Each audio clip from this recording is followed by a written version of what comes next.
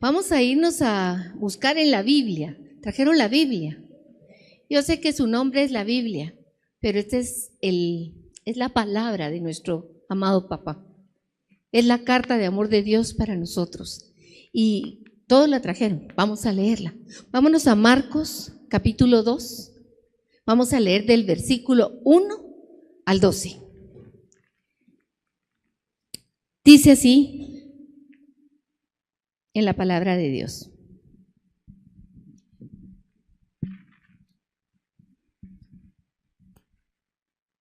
¿La tienen? Entró Jesús otra vez en Capernaum después de algunos días y se oyó que estaba en casa. ¿En dónde estaba? ¿En la casa de quién? De Jesús, ¿verdad? E inmediatamente se juntaron muchos, de manera, en algunas versiones dice, se juntaron multitudes, de manera que ya no cabían ni aún a la puerta y les predicaba la palabra.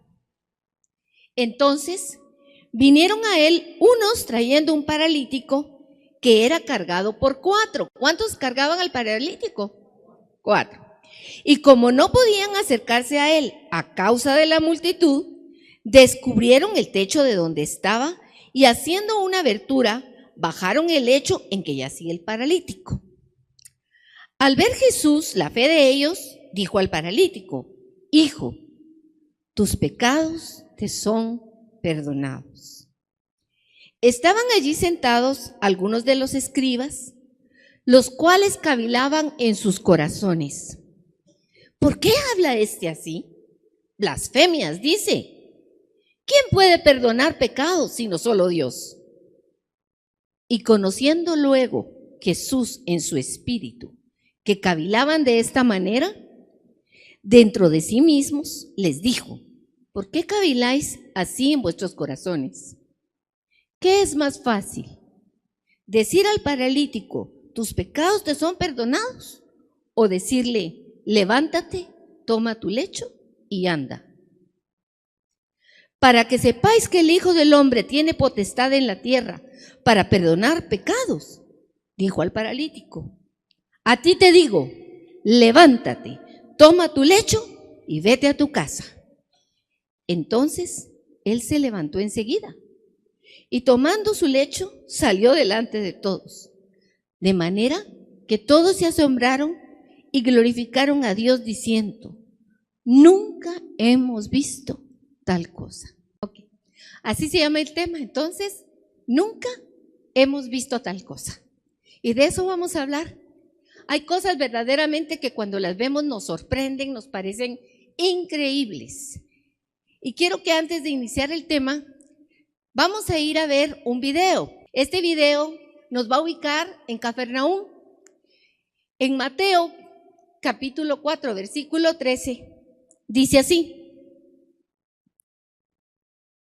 y dejando Nazaret, Jesús vino y habitó en Capernaum, ciudad marítima, en la tierra de Zabulón y de Neftalí, para que se cumpliese lo dicho por el profeta Isaías cuando dijo: tierra de Zabulón y tierra de Neftalí, camino del mar, al otro lado del Jordán, Galilea de los gentiles.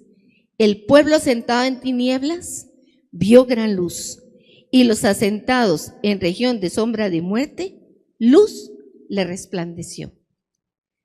Y en el capítulo 11, versículo 23, Jesús mismo, hablándole a Cafarnaúm, les dice: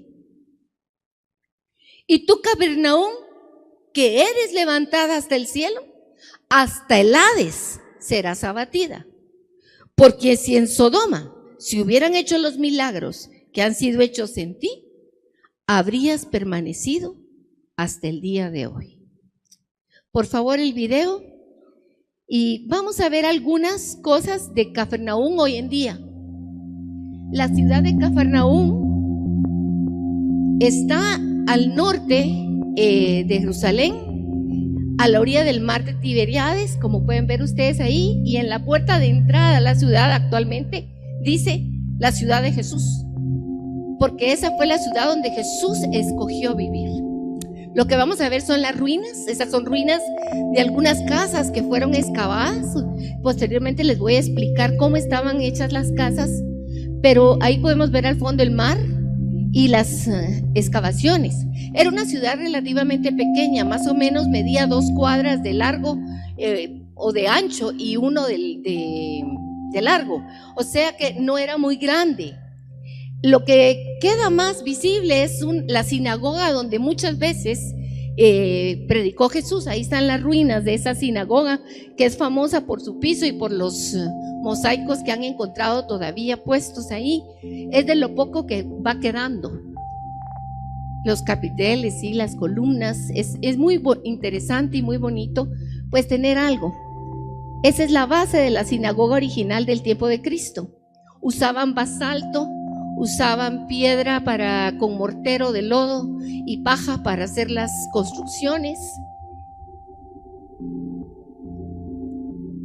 Y me pareció que era un bonito video para tener una idea y ubicarnos dónde sucede esta porción del Evangelio que hoy vamos a ver.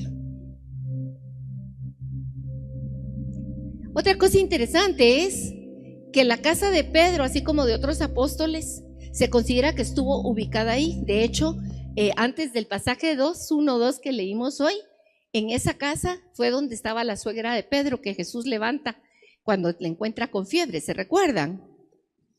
Bueno, aquí está una vista de lo que es Cafarnaúm hoy en día. Lo que ven ahí que está tapado con un techo grande, moderno, como hexagonal o octogonal, no sé cuántos lados tendrá, es donde se cree que estuvo la casa de Pedro. Y el resto puede ser las ruinas de lo que es esa ciudad. Y quise empezar haciendo énfasis en que son ruinas. Jesús dijo, si en Sodoma, aquella ciudad terrible de pecado, si hubieran hecho los milagros que se hicieron en ti, se hubieran convertido. Pero por lo que vemos en Cafarnaúm, hubieron muchos incrédulos. Y es válido preguntarnos cuántos milagros hemos visto nosotros y quizá todavía hay dureza en nuestro corazón. Esto es donde vimos ahí en la sinagoga. Y también tengo esto que me sirve para ilustrarles cómo eran las casas para ubicarnos. Las casas que hacían pues eran sencillas, de materiales sencillos. Los techos tenían vigas de madera, pero no crean que vigas de madera como las de nosotros, ¿verdad? Eran unas vigas sencillas y las tapaban después con palos más sencillos y las cubrían con ramas, y a todo eso le ponían una especie de lodo con lo que lo apelmazaban y creaba como una especie de terraza. Aquí esto está abierto y eran varias casas con un patio en común donde todos dejaban sus animales guardados y servía como para la reunión de todos. Estas casas también tenían una cualidad. En las estructuras que se han desenterrado por los arqueólogos han encontrado que tenían muchas de ellas unas gradas o unas escaleras que se ponían por la parte de fuera y donde se subían al techo, donde les servía para secar los granos, donde los niños jugaban, y las casas eran construidas así con ese tipo como de adobe, me imaginé yo cuando lo vi, porque las temperaturas en verano en este lugar es una ciudad que está a muy bajo nivel, entonces hace calores hasta de 35 grados. Entonces yo creo que con eso tenemos una idea bastante de cómo era el lugar donde vivía Jesús. Ahí vivía Jesús y ahí es donde Jesús empieza su vida pública predicando, enseñando en la sinagoga y dándose a conocer, dando a conocer el reino de Dios. La semana pasada pudimos hablar un poquito del capítulo 1 de Marcos, donde vimos la presentación de Jesús como Hijo de Dios. En la historia que acabamos de leer en el Evangelio de Marcos, hay varios personajes. Uno es el paralítico, los otros son los amigos del paralítico, están las multitudes que están ahí rodeando, los discípulos también, aunque no son mencionados, los apóstoles, los primeros. Y está ese gentío ahí, pero no solo están ellos, también está Jesús, que es el personaje principal. Y están los escribas, los que eran maestros de la ley, eran gente muy importante. No solo había gente sencilla, pescadores, había gente muy importante. Los escribas eran de las posiciones más altas porque eran considerados la gente más culta del pueblo. Y todos ellos están ahí. Y el tema de hoy vamos a ver a cada uno de ellos. Y quiero que nos ubiquemos, que podamos ponernos como en los zapatos de los escribas, en los zapatos de los amigos, en los zapatos de Jesús, en los zapatos del paralítico, para que el Señor nos hable. La palabra del Señor es para que me hable a mí, a mi corazón, para que me transforme. Y yo necesito que hoy nos hable. Cerremos nuestros ojos un momento y digámosle: Padre, háblame, hazme conocerte, dame entendimiento, Señor. Díselo tú mismo en tu corazón.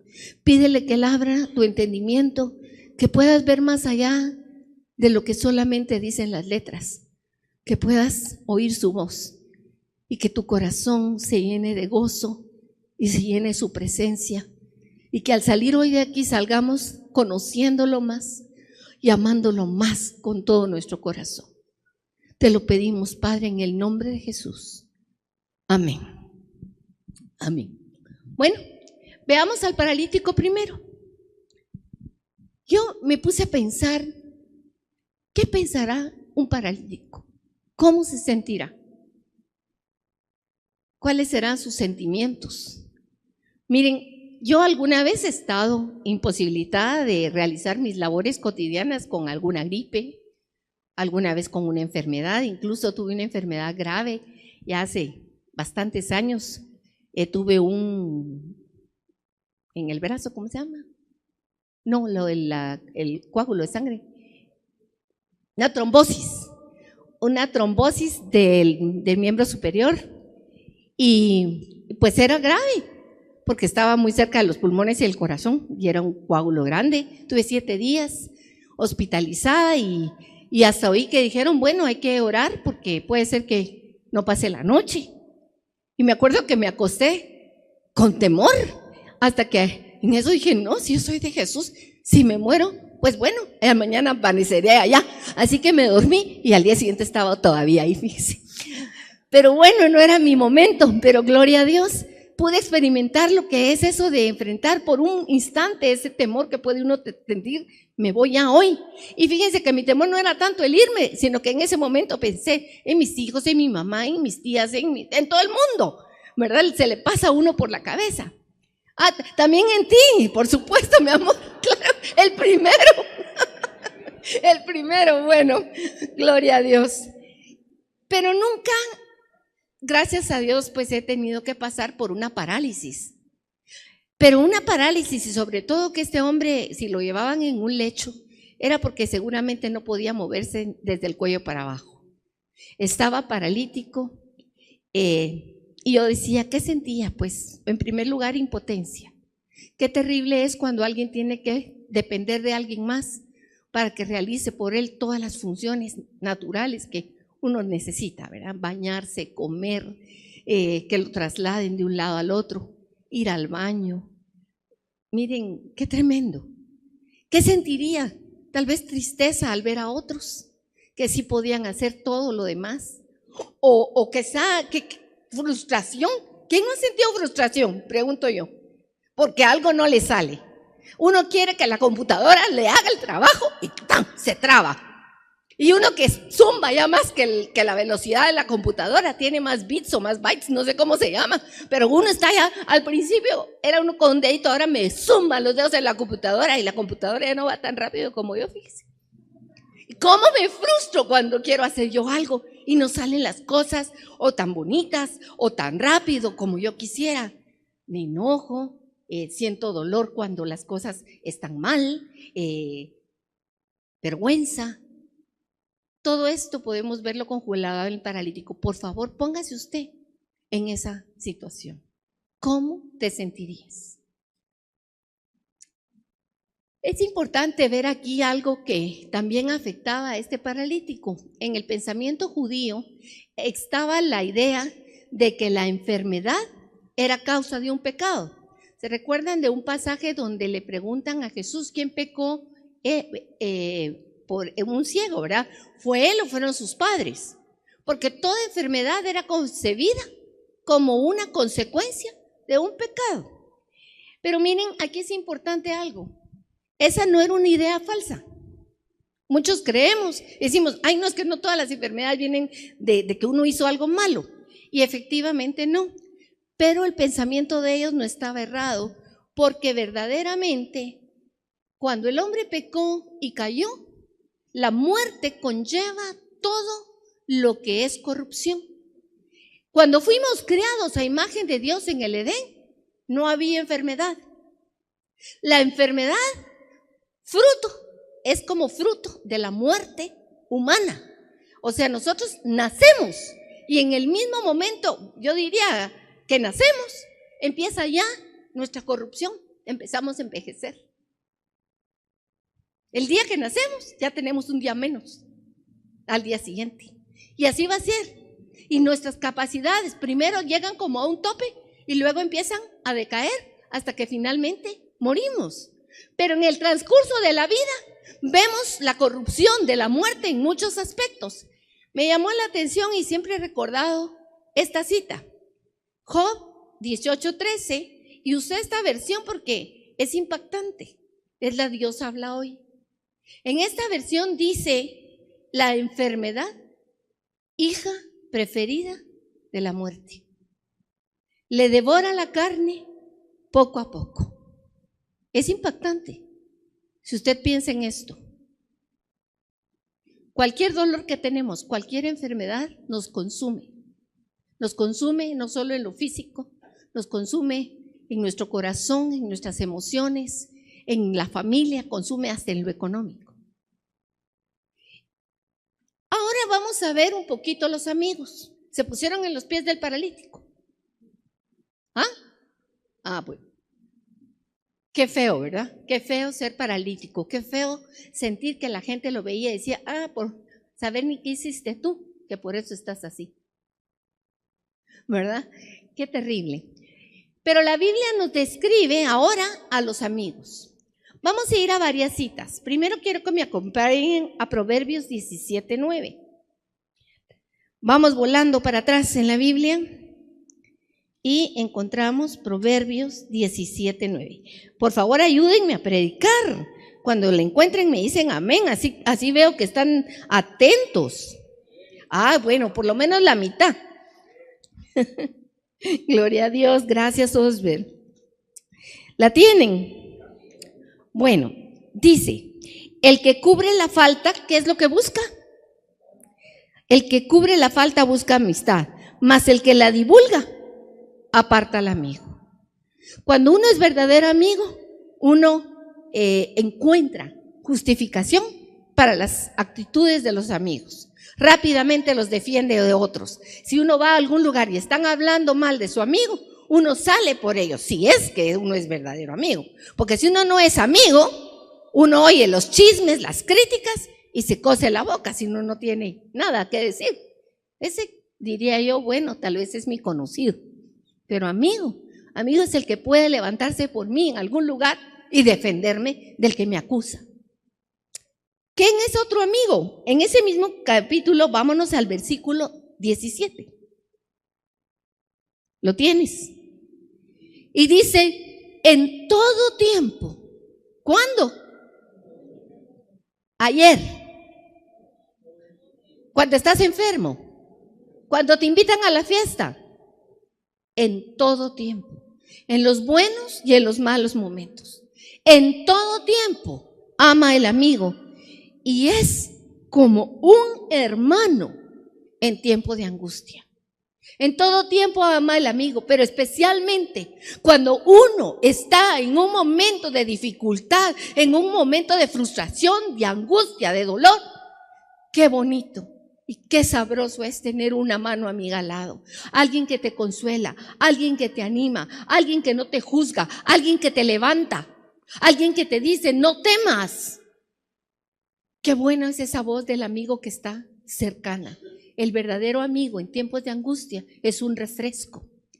Y en el capítulo 18, versículo 24, dice, el hombre que tiene amigos debe mostrarse amigo. Y amigo hay más unido que un hermano.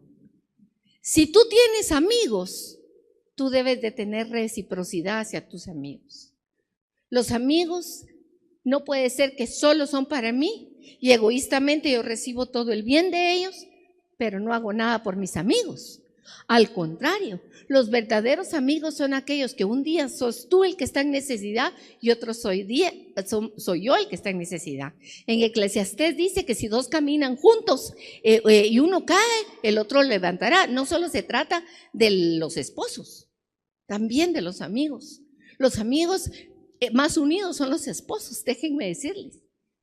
Esos son los amigos más entrañables, porque en la amistad, en el matrimonio, se desarrolla una amistad profunda, donde verdaderamente nos conocemos y nos amamos no porque qué guapo o qué precioso o qué perfecto es mi esposo, sino a pesar de que no lo es.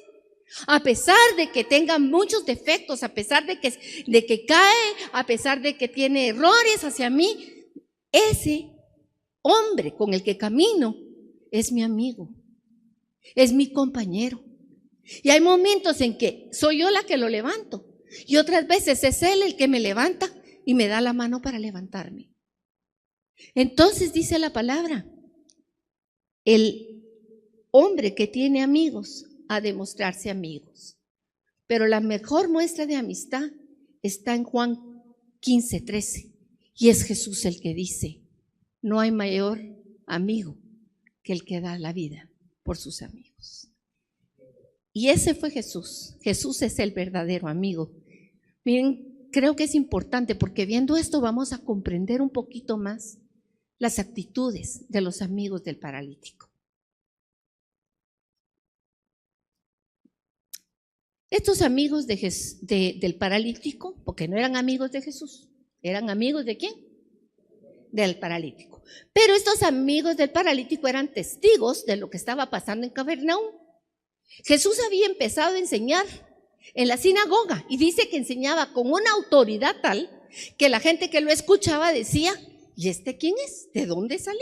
Porque enseña con una autoridad más grande que la de los escribas. Los escribas eran importantes y se conocían bien las Sagradas Escrituras, pero Jesús les hablaba con las Escrituras, no necesariamente leyéndolas, no necesariamente con el rollo en la mano, sino que les hablaba con una autoridad, porque Él mismo era la Escritura. Él mismo es la palabra de Dios. Entonces Él podía hablar con una autoridad tremenda.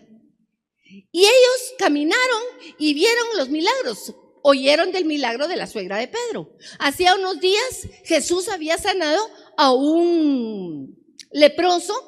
Ustedes saben que la lepra era una enfermedad incurable. Los leprosos eran totalmente rechazados en Israel. Tenían lugares fuera de las ciudades para vivir. Vivían en unas condiciones deplorables. Verdaderamente, el que era leproso en la familia se tenía que ir de su casa. Incluso las casas, si tenían lepra y estaban contaminadas, las tiraban, se quedaban hasta sin sus casas. Y un leproso se acerca a Jesús y le dice: si quieres puedes sanarme. Y Jesús lo sana. Quiero que sea limpio. Y lo manda con los sacerdotes a que ellos vean cómo él ha sido limpio. Todo esto habían visto los amigos del paralítico. El paralítico no sé si lo había visto, porque es difícil que él pudiera seguir a Jesús y ir a todos los lados. No, lo tenían que llevar siempre de 4 porque pesaba. Pero los amigos sí que habían oído, habían estado tal vez en las reuniones en la sinagoga, tal vez habían visto cuando sanó a la suegra de Pedro, tal vez habían visto cuando sanó, y si no lo habían visto, lo habían escuchado. Y eso había desarrollado en ellos fe en ese hombre que estaba haciendo cosas que nadie había hecho jamás. Cosas que verdaderamente los dejaban: qué increíble es esto. Y entonces uno se pregunta: ¿quién de ellos pensó primero en su amigo? ¿Fueron los 4 al mismo tiempo? ¿O hubo uno que tomó la iniciativa y le dijo a los otros 3: mucha, vénganse, vamos a la casa de fulano porque aquel necesita ser llevado con Jesús? No solo quién tomó la primera iniciativa, sino quién fue el que le dijo: mira, yo le voy a ir a hablar. A veces irle a hablar uno a un enfermo, a un amigo querido que está enfermo, que no conoce a Cristo. Y hay 3 cristianos que son amigos del enfermo. Mucha, ¿quién va? ¿A quién de los 3 escucha más? ¿A quién le tiene más consideración? ¿Nos ha pasado? ¿Por qué? A veces tememos que sea rechazado el mensaje, pero a veces tememos más aún que seamos rechazados nosotros y que se pierda la amistad por causa del evangelio. Pero uno de estos amigos, o todos al mismo tiempo, porque no lo dice la historia, tomaron esa decisión. Bueno, vamos pues, nos acuerpamos. Y si se enoja, que se enoje. Y si no quiere ir, que no quiera ir. Aunque no quiera, lo llevamos, dijo uno. Y como no se puede mover, aunque grite, lo vamos a estar llevando. ¿Verdad? Lo vamos a, aunque sea arrastrado, pero lo vamos a llevar. Y entonces fueron con el paralítico, tuvieron que haber ido con él. Tuvieron que hablarle de lo que estaba sucediendo, de lo que ellos estaban viendo, de lo que ellos estaban oyendo. Y miren que el Espíritu Santo trajo convicción a ese hombre. Ese hombre que oyó que decían, están sanando los sordos, se está sanando los leprosos. Hay uno que trae algo especial. Dijo, yo quiero ir, yo quiero ver si me sana. Tal vez no lo dijo con su boca, pero en su corazón surgió una esperanza, un anhelo. Y los amigos lo llevaron los amigos. Algo que a mí me llama la atención en estos amigos es la determinación. Mire, a veces uno dice, voy a ir mañana. Carol, fíjate que está mal la señora tal. Ay, bueno, mañana voy. Mañana. Hoy tengo que ir al súper. Cabal, hoy me invitaron a un té de la fulanita. Voy a ir mañana sí tengo el día. Mañana en la mañana viene mi amiga y toca la puerta. Carol, pasé por aquí y pensé, ¿te venís conmigo a desayunar? Pero es que yo tenía que ir al ver a la fulana. Pero voy mañana. Ahorita salgo, me arreglo. ¡Pum! Me fui a desayunar. Y llegó el miércoles. Y yo iba ya, lista para el hospital. Y en eso me llama mi amiga María Marta. Y me dice, Carol, fíjate que se murió la fulanita. No sé si te ha pasado alguna vez. ¡Qué terror! ¡Qué horrible! Porque cuando alguien me dice, Carol, fulanita está enferma, no es la fulanita, no es María Marta que me llamó para decirme, Carol, la fulanita está enferma. Ese es un vaso, es una persona de parte de Dios que me está diciendo, Carolina, anda a orar por fulana porque yo te estoy mandando. Es el Señor. El Señor habla de muchas maneras. Nos habla a través de otros. Y a veces pasamos tan desapercibido ese llamado. Pero ellos no. Ellos vieron a Jesús y dijeron, mi amigo tiene que ir ahí y vamos a llevarlo como del lugar. Tomaron la acción inmediatamente. No lo dejaron para mañana. No hubo nada que se interpusiera en lo que ellos estaban convencidos de lo que tenían que hacer. Y miren, una de las cosas que también me impactó es, no encontraron una dificultad, encontraron multitudes que se les pusieron enfrente. ¿Cuántos de ustedes han estado enfrente de una multitud y ustedes quieren llegar al otro lado? ¿Alguno le ha pasado? A ti te ha pasado. Yo quiero comentarles de una situación que nos pasó con Ángel. Fue algo que vivimos en carne propia y fue terrible. El 27 de septiembre del año 94, estaba yo trabajando en el Liceo Javier y a las 8 de la mañana me llamaron de la casa de mi mamá y me dijeron que mi mamá le había dado un derrame y que se la habían llevado al hospital. Entonces fuimos corriendo, pues hicimos todo lo del día y en la tarde nos regresamos para descansar un rato, cuando en eso entra una llamada ese mismo día, a las 5 de la tarde. Y llaman a Ángel, le dicen, Ángel, vente inmediatamente. Papá se está muriendo. ¿Te acuerdas? Yo no sé cómo Ángel saltó de la silla, nos metimos entre el carro y salimos disparados y agarramos aquí el Boulevard Liberación, 5 de la tarde. Llegamos al Reloj de Flores. Y una multitud nos impidió pasar. Habían carros por todos lados. Y nos llamaban, ven pronto. Y no podíamos. solo que hubiéramos dejado el carro ahí y nos hubiéramos ido corriendo a pie, pero tampoco hubiéramos llegado. Estaba al final de la 20 calle. No llegamos, pero puedo expresarles con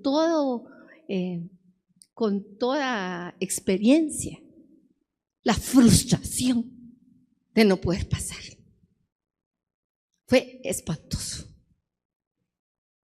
Pero estos se encontraron con una multitud de obstáculos. Mi hermano, ¿cuántos obstáculos habían ahí? ¿Cuántas veces un amigo nos ha dicho no voy al retiro? Ese es un obstáculo, ¿verdad? O cuántas veces la familia, porque incluso la familia nos dice, mira, por favor no le digas que se va a morir. No le vayas a ir a orar, ni le hagas tener miedo. Y uno lo que está queriendo es decirle el evangelio. Y le ponen un cortapisas, es un obstáculo. O el miedo del rechazo es otro obstáculo. Pero los amigos fueron determinados, que no se te quite esta palabra. Tú tienes que ser determinado en las cosas del Señor. Cuando el Señor te habla, toma, levántate y haces lo que Dios te manda que hagas. Amén. Y la otra cosa es que ellos, miren, no se desanimaron. Al contrario, fueron persistentes y creativos. En las cosas del Señor no siempre se hacen las cosas de la misma manera. A veces hay que cargar al amigo entre 4. A veces hay que agarrarlo, envolverlo en la sábana y tirarlo para arriba y que lo agarren otros que están ahí arriba. A veces hay que hacerlo de maneras diferentes. Dios nos tiene que dar creatividad para hacer las cosas, para llevar el evangelio. No se puede hacer siempre de la misma manera. Estos amigos son unos grandes intercesores y son unos grandes evangelizadores. Estos amigos llevaron al paralítico, al que estaba incapacitado de poder caminar porque estaba muerto en sus delitos y pecados, y se estaba con su cuerpo expresándolo. Y los amigos que habían visto y que habían oído, lo agarraron, lo levantaron, fueron a la casa, se encontraron con la multitud y ahora ¿qué hacemos? Pues busquemos por dónde, buscaron la escalera, se encaramaron. Yo no sé quién de ustedes ha subido algo que pesa a un segundo nivel por una escalera, no una escalera cómoda, una escalera que no se puede y que se les venía para abajo. ¡Ay, se nos cae! ¡Ay, no, súbelo, dele vuelta! No, por ahí no. Miren, es que hay que verlo hasta con la gracia. Pero lo subieron al techo. Lo subieron al techo. Y ahí, miren, ¿para qué? Digo yo, lo van a subir al techo. Todo se les ocurrió así, de inmediato. ¿Cómo fue? Ya estando en el techo lo pensaron abajo y llegaron arriba del techo. Y entonces empiezan a romper el techo. Vaya usted a romper el techo de la casa del vecino. Agarre su martillo y empieza a darle arriba al techo. A ver, mire, dígame, dice, mire, esto quiere que ver con que estuvieron dispuestos a pagar un costo. Todas las cosas que hagamos por el reino o por alguien tiene un costo. A veces tiene el costo de tu tiempo, el costo de las críticas y la burla de alguien más que te dice no es posible hacer eso. Otras veces tiene el costo de tu inversión, el costo de tu cansancio. Las cosas del Señor no son varita mágica. Muchas cosas solo vamos y en el nombre de Jesús se sanan, se levantan, Él perdona pecados, Él transforma las vidas. Pero hay un costo de aquellos que dicen, heme aquí, Señor, yo iré. Envíame. Y yo lo haré. Abre mi boca y yo proclamaré tu palabra y tu enseñanza. Es un costo, mis hermanos, que se paga. Ahora, quiero que se pongan en los zapatos. Ustedes son el dueño de la casa. Y están oyendo que se cae el techo. Y les empiezan a caer los tetuntazos, como decimos aquí en Guatemala, las piedras, los palos. Pero no solo estaba el dueño, estaba Jesús. Y a Jesús también le caen los cuentos, los polvos, el palo y todo. Y dice, y en eso empiezan a ver que bajan a un hombre en la camilla. ¿Qué está pasando aquí? ¿Qué es esto? Y Jesús veía más. Jesús sabía, porque igual que después ve en los escribas el corazón, Él ve para arriba y ve lo que está pasando. Y me puedo imaginar a Jesús a Jesús diciendo, ve, qué chispudos estos, ¿cómo se les ocurrió? Tienen gracia. Y ven, los que están arriba son esos mirones. Miren, ayer aquí habíamos como 20 mironas. Ay, no veo nada. Pareciera que no sucede nada, pero los corazones son transformados. Las vidas son hechas nuevas. Los muertos resucitan, mis hermanos. Y aquí estaban estos, pero estaban igual que nosotros. Mirones, curiosos a ver qué va a hacer Dios. Pero ellos, ¿qué estaban esperando? Les pregunto. Ellos esperaban que le dijera, hijo mío, tus pecados te son perdonados. ¿O qué esperaban? ¿Por qué lo llevaron? ¿Qué querían ellos? ¿Que se sanara de qué? De la parálisis de su cuerpo. ¿Pensaron ellos que le perdonara pecados? Por supuesto que no. No, porque solo los pecados solo los perdona Dios desde la ley judía. Miren, ellos desde arriba del techo, pero no solo eran ellos los mirones, también estaba una multitud ahí con los ojos así, se cayó el techo, le bajaron un paralítico. ¿Qué va a hacer Jesús? ¿Lo va a sanar o no lo va a sanar? Los escribas, a ver, tomemos nota, ¿qué es lo que está haciendo este? ¿Será que este es verdaderamente el que dice que eso? No, porque acuérdense que el capítulo 1, Hijo de Dios. Bueno, están ahí y se preguntan, ¿qué está pasando? Y entonces Jesús, como les dije, yo pienso que Jesús dijo, ay, qué ocurrentes, ¿cómo se les ocurre? Pero qué chispudos. Vio la fe de ellos, se rió, pero no con una risa de burla, no con una risa de, ay, qué tontos, no. Con una risa como cuando uno ve a su hijo que logra algo y uno se siente tan complacido cuando tu hijo sale cum laude de la universidad, a ver si no tienes esa risa en tu boca, ¿verdad? Por aquí tengo unas mis hermanas. Gloria a Dios por eso. Qué satisfacción ver a tus hijos haciendo algo precioso, ¿sí o no? Para la gloria y honra del Señor. Y Jesús lo que le dice es, hijo, tus pecados te son perdonados. Ay, perdónenme, pero yo miro eso. ¿Qué? Y el otro pobre tirado en el catre.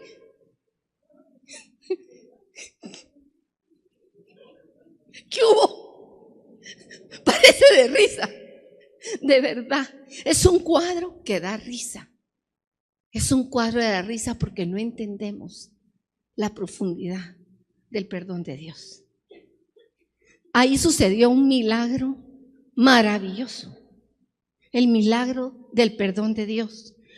Yo no sé qué estaba pensando el paralítico en la camilla, pero él sabía que la enfermedad era causa del pecado y saber ni cuáles había cometido él. Y estaba ahí ante el santo de los santos, en presencia del Dios Altísimo. Él no lo sabía. Pero Jesús tenía una autoridad, una mirada, y lo estaba viendo. Y le dice, hijo, tus pecados te son perdonados. ¿Qué salió de él? ¿Qué peso se quitó de él? Cuando tú eres perdonado, se va la tristeza, se va la desesperación, se va el cansancio. Sientes que te quitaron un peso de encima. Cuando uno al fin confiesa aquello que lo ha tenido atado, qué rico, te deshiciste de una carga. Probablemente él en su corazón estaba diciendo, Señor, perdóname porque soy un miserable pecador. Yo no lo sé, pero Jesús, que ve el corazón, lo vio y lo primero que le dice es, tus pecados te son perdonados. Así se quedaron todos. ¿Qué hubo? ¿Qué pasó? Nada. Ya esperábamos otra cosa.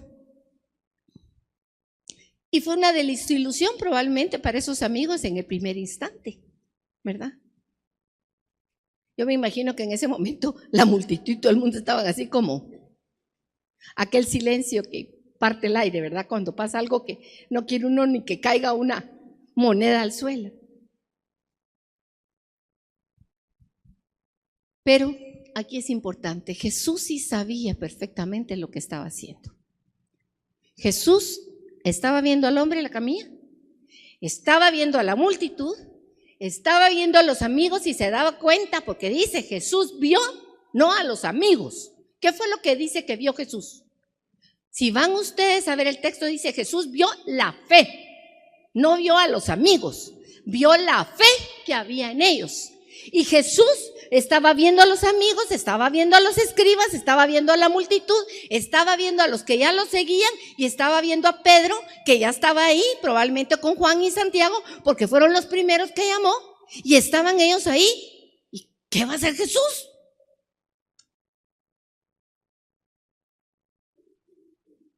Pero el primer milagro era el perdón de los pecados.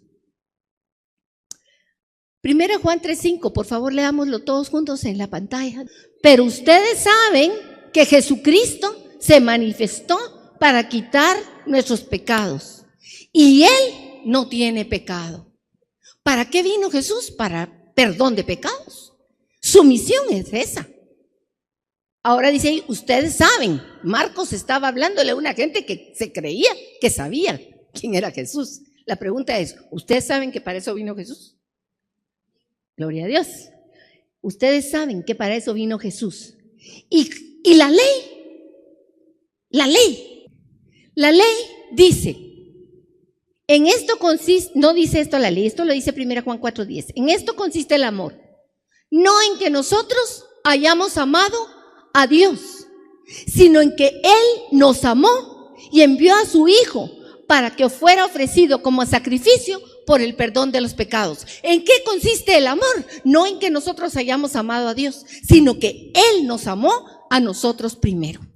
Eso es la manifestación del amor. Pero el título de esta gráfica es ¿y la ley qué? Porque ahí es donde los escribas, y ahora nos vamos a poner en los zapatos de los escribas. Usted es un conocedor de la ley, usted la ha estudiado a profundidad y usted sabe que el pecado solo se puede perdonar por sangre. Que usted tiene un pecado y tiene que llevar un animal al templo y tiene que sacrificar un animalito que tiene un costo para usted. Y la sangre del animal les limpia, pero por un tiempo. Los escribas lo sabían, conocían las escrituras. ¿Será que Jesús no sabía las escrituras? Me pregunto yo. ¿Qué piensan ustedes? Él es la palabra, Él es la escritura. Claro que la conocía, pero los escribas que estaban ahí, inmediatamente que ven que Jesús sana,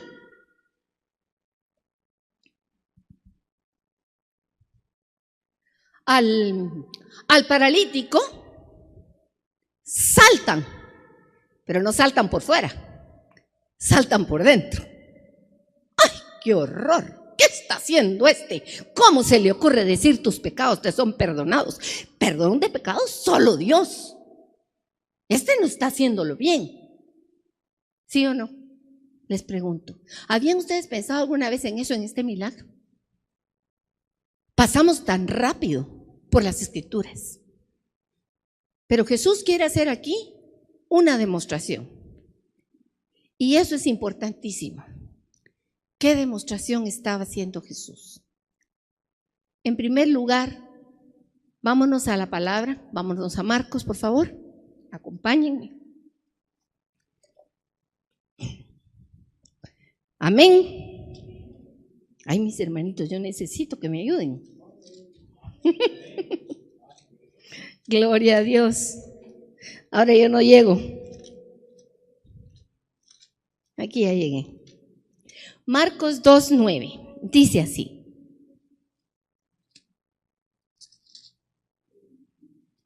¿qué es más fácil? Decir al paralítico, tus pecados te son perdonados, o decirle, levántate, toma tu lecho y anda. A ver, ¿qué es más fácil decir? Por favor, pensemos, desde nuestra perspectiva, ¿qué sería más fácil decirle? Para ti es eso. Ah, muy bien. Exactamente. Es más fácil decir tus pecados te son perdonados porque nadie sabe si en realidad fueron o no. Eso es decir. Pero fíjese que Jesús dice, por eso dice, ¿qué es más fácil? Decir. ¿tus pecados te son perdonados? O levántate, toma tu lecho y anda. Bueno, decir las dos cosas es re fácil. Yo igual digo, te son perdonados, que levántate y toma tu lecho y anda. Decirlo no tiene ningún problema. El punto es, cuando yo digo, tiene poder mi palabra, tiene una acción creadora, tiene una acción que se ejecuta, o simplemente son palabras sin sentido. Pero la palabra de Jesús es una palabra poderosa, es una palabra de creación, es una palabra de sanación, es una palabra de poder, mis hermanos. Démosle un aplauso al Señor Jesucristo, porque Él lo merece. Él es el Rey de la gloria. Por eso yo pongo aquí, decir o hablar es cualquier cosa. Mire, decir o hablar es re fácil. Por eso Jesús dijo, tengan cuidado, porque van a venir muchos en mi nombre diciendo, e incluso haciendo hasta milagros que parecen. Ojo, decir muchas cosas es re fácil, pero que se cumplan. En la señal de un profeta es que las que él ha profetizado se cumple. Si no se cumple, son mentirosos, son falsos profetas. ¿Cuántos hemos oído que dijeron, fulano de tal va a ser presidente? En la televisión yo oí a una que así lo dijo. ¿Va a ser usted el próximo presidente? Esa no es profeta. Pero hay muchos que dicen que sí lo es. Ojo, cuidado, porque tenemos, y así como esa, un montón, famosas y famosos. Tenga cuidado a quien oye, tenga cuidado en quien cree. Póngase usted las gafas de los de Berea y vaya a ver qué tipo de vida tienen esas personas y vaya a ver si se han cumplido todas las predicciones que han hecho o si son unos charlatanes. Porque decir es fácil, pero que se cumpla, eso solo es cuando es el poder de Dios que habla. Por eso en Marcos 2:10, y seguimos con la palabra porque la tienen ahí abierta, dice así Jesús, pues para que sepáis. Y aquí es importante, quienes les está hablando en este momento es a todos, pero especialmente a los escribas, porque ellos estaban cavilando en su corazón. Y Jesús sabe que ellos están cavilando en su corazón y están diciendo blasfemias, dice. Y aquí dice, pues para que ustedes sepan, para que sepáis que el Hijo del Hombre tiene potestad en la tierra para perdonar pecados, para que ustedes vean que yo tengo el poder de perdonar pecados. Esa es la traducción carolina de este verso. Es Jesús diciendo, para que sepan, ese Hijo del Hombre es Jesús aplicándoselo a sí mismo. Y dice, para que vean que el Hijo del Hombre tiene poder de perdón de pecados, les digo, a ti te digo, le dijo al paralítico, levántate y ándate, y levántate y anda, y vete a tu casa. Y el paralítico, ante la palabra de Jesús, ¿qué creen? Al instante, dice el texto, pegó un brinco, se levantó, cogió la cama y se fue a su casa. Esa palabra es palabra de poder, mis hermanos. Amén. Gloria al nombre de Jesucristo. Él está demostrando que Él es el que lo sabe todo. Porque cuando los escribas, dice en el versículo 2:8, capítulo 2:8, dice que Jesús conoció en su espíritu que los escribas tenían pensamientos en su corazón. Jesús conoce todos nuestros pensamientos, mis hermanos. Tú puedes estar hasta debajo de la cama o metida en el baño y en lo más oculto de ti misma. Hay cosas que ni tú misma quieres aceptar que tú piensas. Pero Jesús conoce todos nuestros corazones, conoce nuestros pensamientos y Él en su espíritu vio los pensamientos de esta gente que pensaban dentro de sí blasfemias, dice. Ahí vemos una demostración. Jesús estaba demostrando que Él conoce los corazones.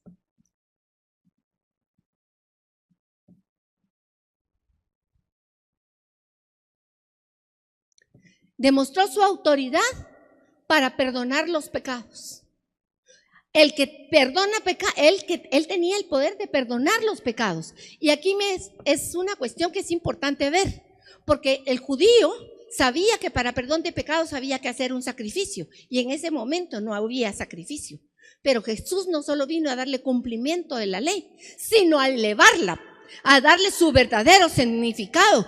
Y Jesús, Él sabe muy bien de dónde viene y a dónde va. Él sabe que Él es el Cordero de Dios que viene a quitar el pecado del mundo. Él sabe que su misión primera es esa. Él sabe que va a ir a la cruz, y en base a su sacrificio en la cruz, que sabía que iba a ocurrir, porque a Él nadie le quitó la vida, sino Él la dio anticipadamente. Está diciéndote: levántate y anda. Al que no podía ser levantado o no podía ser perdonado desde la perspectiva de los escribas. Eso es importantísimo, mis hermanos, porque aquí los escribas están pensando: se cree Dios y está actuando como Dios. Y Jesús les dice: pues sí, yo soy Dios. Esa es la respuesta con las actitudes de Jesús. Jesús está demostrando su poder sobre la enfermedad, está demostrando su misión. Estas eran las credenciales. La semana pasada hablamos de las credenciales de Jesús y las vimos en Isaías 35 y en Isaías 61, que son los versículos, los capítulos que pongo ahí. Vaya usted y léalos, no los vamos a ver aquí. Pero Jesús está dando la demostración de sus credenciales, de quién es Él, el Hijo de Dios que ha venido. Y esto ya yo lo platiqué. Los escribas cavilaban en su corazón y su lógica era correcta. Eso es lo que tenemos que pensar. Hay muchas cosas que desde nuestra lógica, cuando leemos la palabra, cuando vemos a Jesús, no entendemos, porque nuestra lógica tiene unas maneras de actuar cabalmente con lógica, van con pasos, ¿verdad? Según esto, entonces esto es así, entonces esto es así, entonces esto es así. Pero Jesús, según esto es así, y Él hace las cosas así. ¿Sí o no? Él cambia. Él dice, a Pedro le dice: quítate de aquí, Pedro, porque tú no miras con los ojos de Dios, sino que miras con los ojos del hombre. Las cosas de Dios tenemos que pedirle al Señor que nos dé ojos de Dios para verlas. Y Él está aquí estableciendo eso. Él está diciendo a los escribas y fariseos: su lógica está correcta, pero ustedes no ven como Dios.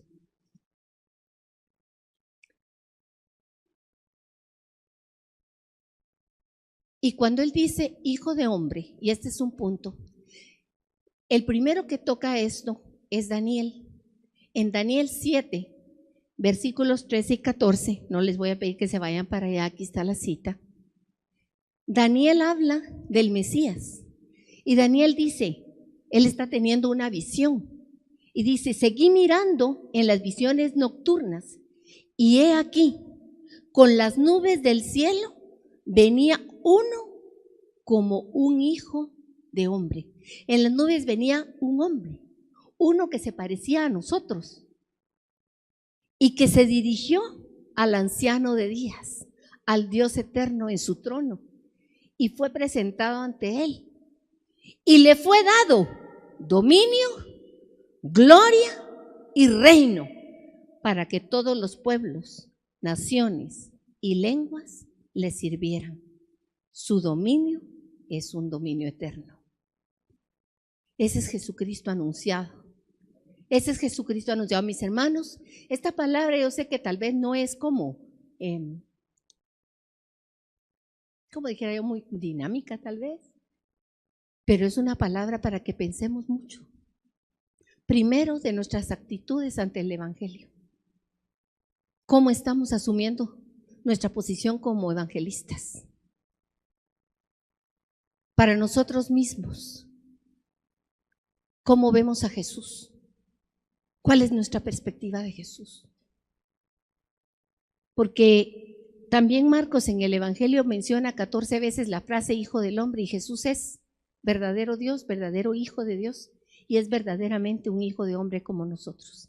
Y una de las potestades que Él nos ha dado es de perdón de pecados. Fíjense que cuando perdonamos a nuestros enemigos estamos ejerciendo ese poder de Dios de alguna manera. Jesús es el que perdona los pecados personales. Ante Él tenemos que confesar nuestros pecados. Pero cuando yo perdono a mi ofensor, le estoy quitando una cadena. Le estoy diciendo a Jesús, estoy asumiendo esa posición de intercesor. No me debe ya nada, rompo su deuda. Estoy permitiendo que el otro pueda tener un acceso al Señor. Le estoy quitando las cadenas de injusticia. El Mesías es Jesucristo, pero usa un mensaje oculto. Por eso podemos decir, jamás he visto cosas semejantes. No fue que el paralítico se levantara, lo increíble.